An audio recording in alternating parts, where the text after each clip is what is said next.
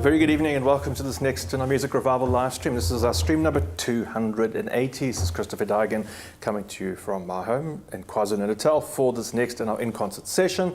And I have a lively and varied program of Viennese style classics for you this evening with music by Mozart, a sonata in B-flat, a sonata by Beethoven, the sonata in E minor, opus 90, and two Intermezzi by Johannes Brahms to end the program. Very rich, varied program, but I think something of quite substance and great meaning. I'm going to start off with this sonata in B-flat. As I've said recently, I played the first movement in a number of streams. This is such a wonderful, again, one of Mozart's most popular sonatas, a wonderfully perfect work, full of variety and excitement. There's generally a great lyricism, particularly in the first movement, a sort of gentleness throughout it. The second movement has a great deal of depth, a sort of exploration of some very dramatic and dark moments. And then the third movement, a rondo, Allegro grazioso, a gracious moment, where Mozart has a very charming rondo theme, an opening melody which returns again and again with episodes of contrasting episodes in between it. And what's quite substantial and unusual about this last movement and about the sonata is that he has a cadenza, so to speak. So this is something which is reminiscent and more usually found in orchestral music, in particular, or always in the concerto. So in a piano concerto, there's always that moment, usually in the end of the first movement, where the orchestra stops for a minute and the piano plays a recollection. Recollection of a number of the melodies, a number of scale passages up and down, breaking some of the melodies and thematic material into some fragmentary moments of stop and start before ending off, and the orchestra comes back in. And that would have been a passage of music that Mozart and his contemporaries would have improvised. In other words, they would have made something up on the spot. The orchestra would wait, and Mozart would improvise something. And fortunately for us, Mozart did write these cadenzas down, these improvisations down. He didn't write them into the music, but he wrote them down separately, either for his own use or for his students or for other people. And of course, we're very grateful for that, because some of the concertos he didn't write cadenzas down for. And so we are stuck with the situation where the pianist is expected to come up with something and then has to borrow. Sometimes Beethoven wrote a cadenza, for instance, the D minor concerto. Brahms, a number of pianists wrote sometimes rather dubious things. And some pianists still include some rather dubious things. It always sounds rather odd. Sort of 15 minutes of Mozart, very clearly Mozart, and then the piano plays something which is obviously not Mozart, and it does sound a bit strange.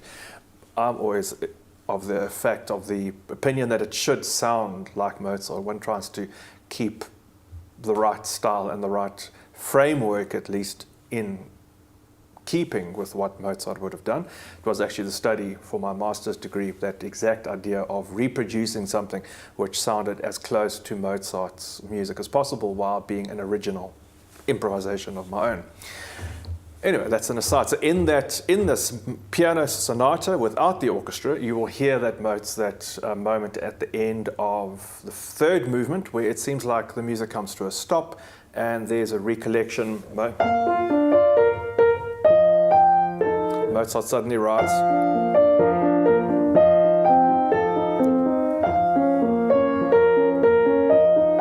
That exact idea of taking the theme or a melodic material that you've heard before and just transforming it, looking at it a little bit upside down, changing the color of it. It's that exploration of the material that Mozart does in the cadenza. Have a cadenza, have an improvisation, a free flight. That's where that idea comes from.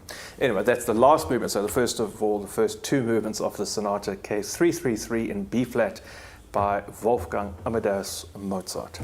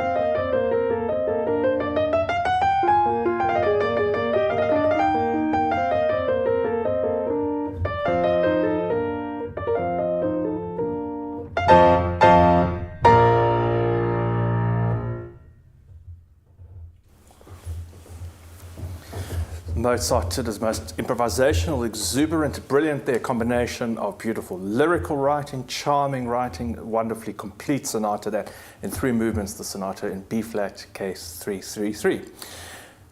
Great music. I hope you enjoyed that and heard that little cadenza moment. I have a little cadenza there of my own. And it moves me on to a new, completely different sound and a completely different contrasting attitude, and that of the music of Ludwig van Beethoven from his Sonata Opus 90.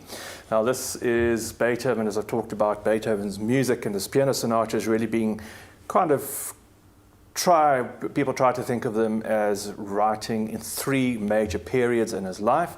That where he's emulating that of the norms and his teachers of the time, that of the middle period where he's really trying to create his own individual style and individual voice and really get to terms of the expression of the intensity and the real kernel, the essence of what he's trying to say and what he's trying to convey in the most natural and spontaneous way. And then those new compositions of the last period, this is when Beethoven really has withdrawn into a very internal world. He's got very little contact with those around him. He's completely deaf. He's really engrossed in his own head, his own thoughts, his own musical ideas, which are completely internal, and there's very little opportunity for him to actually hear the presence of them around, which is actually a really fascinating concept when you think about it. So the music is not really based, I think, in reality. I think it might be the best way to put it. People often talk about these late period compositions being distilled. In other words, the musical ideas are very present, but they all seem to be somehow truncated and very concentrated. Beethoven seems to move very quickly from one idea and spasmodically, or like quicksilver from one idea to the next. There's a very fluid intensity that shifts.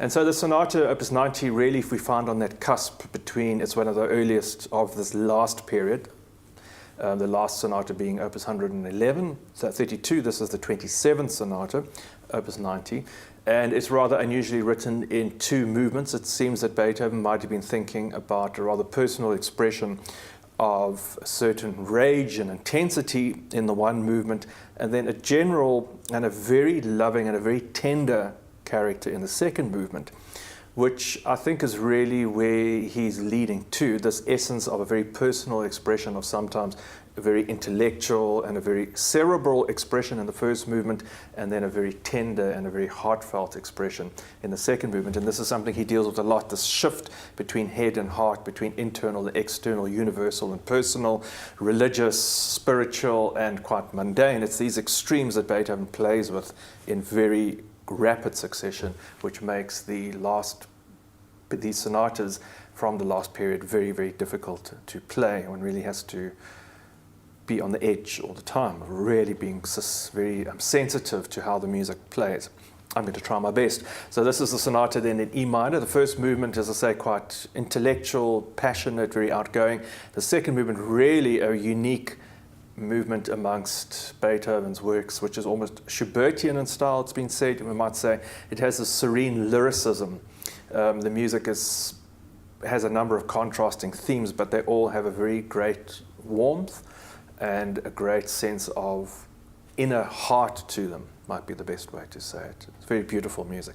The Sonata Opus in E minor, Opus 90 by Beethoven.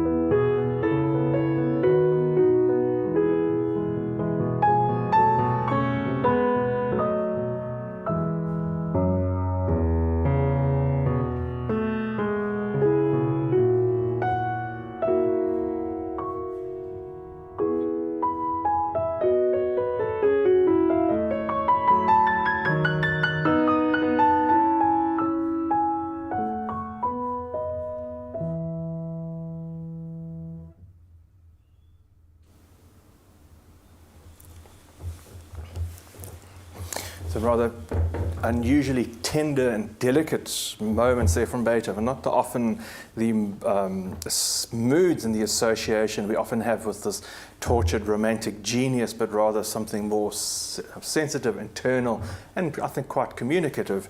The beautiful piece, the Sonata in E minor, Opus 19, 2 movements by Ludwig van Beethoven. I'm going to end off this program. We've had Mozart and Beethoven, and it's seen both of these pieces have a beautiful lyricism and a certain inward expressiveness to it. And I thought, well, the association, I would love to actually play a bigger Brahms piece, but it's not quite in my fingers at the moment. But certainly the 2 intermezzos, the first intermezzo from the Opus 117 and the second piece from the 6 piano pieces, Opus 118, which he also calls an intermezzo, the famous intermezzo in A major, seem to be great companion pieces for the 2 sonatas I've just played. Brahms, at least in these last years of his life, returns to piano writing after having written some very substantial and quite grand pieces, writes a number of sets of short pieces which he calls, in particular the Opus 117, he referred directly as the cradle songs of his sorrows.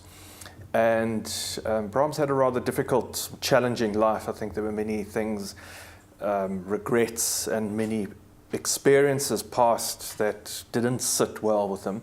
And certainly there is something that I think is brought into these pieces which is extraordinarily beautiful and also quite challenging, quite unanswered questions rather than answered questions. So these are intermezzos, Opus 117 number 1 and 118 number 2 by Johannes Brahms.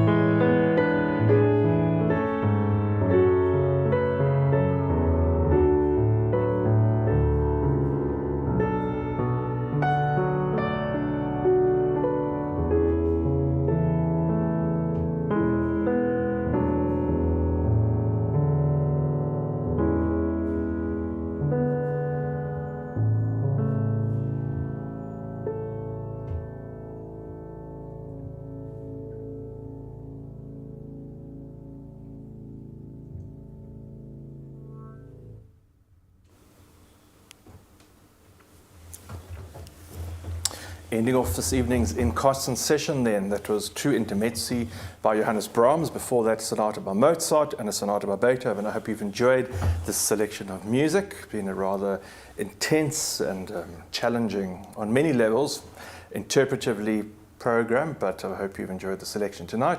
If you are able to support me, please of course continue to do so. I am depending on those who are still supporting me through this free live stream series. And if you haven't subscribed, please do subscribe to my YouTube channel. I only need 4 more subscribers to reach the hallowed 100 or 1,000 subscribers. 100,000, wouldn't that be nice? 1,000 subscribers is all I'm looking for at this point. Thank you very much to Leon, the technical support. Thank you for coming along this evening. Hope you've enjoyed the selection. We look forward to seeing you in 10 days' time or so for another of our Piano Hour compilations.